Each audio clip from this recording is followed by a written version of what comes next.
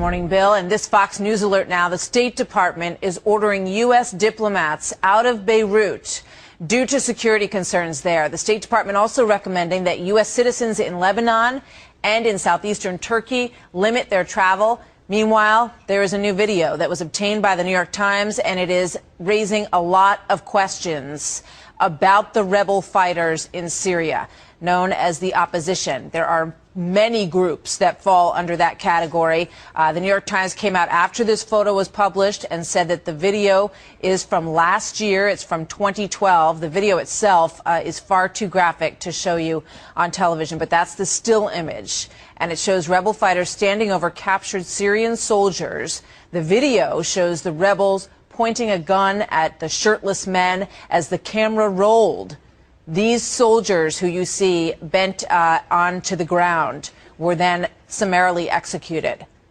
Leland Vittert joins us now live in our Mideast Bureau. So, Leland, let's start with the situation in Beirut. What are people there being told at this hour?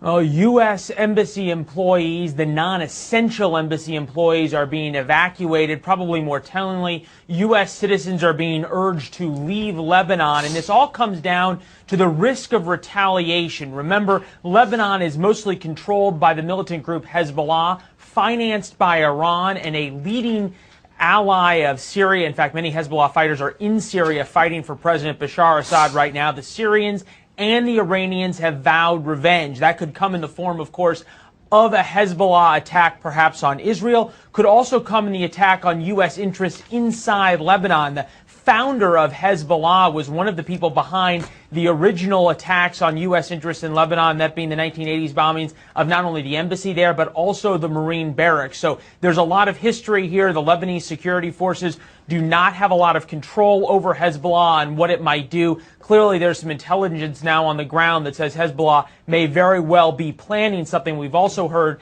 that the Iranians may be trying to look at other avenues to respond to a U.S. strike on Syria, possibly even attacking U.S. interests in Iraq or other places around the world, as it'd be more difficult to really start a war, but certainly able to target something with a car bomb that would have a catastrophic effect. Martha? Obviously, those are big concerns right now.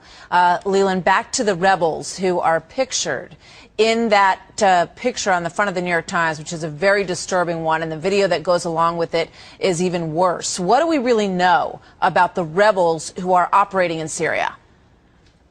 Well, that's really the problem. And the video the New York Times uncovered is just one of many that those of us who've been covering this story for the past couple of years have seen, of the rebels committing atrocities that are equally as bad as what the government has allegedly done in various cases, summarily executing people, torturing people, those kinds of things. And it really goes to this core issue of who are the rebels. There's what they call the Free Syrian Army, who have been sort of passed off as these moderate groups. But then on the other side, conceivably much better financed, much better equipped, much better run, are jihadists who have come in from not only Iraq, but also Jordan, Libya, those countries that are really taking over the fight, that are much more interested in an Islamic State, Sharia law inside Syria than any kind of free and democratic country. Yeah, Martha? Obviously, that's the big dilemma when we look at the opposition and the rebels, the division of exactly who these groups are. Leland, thank you.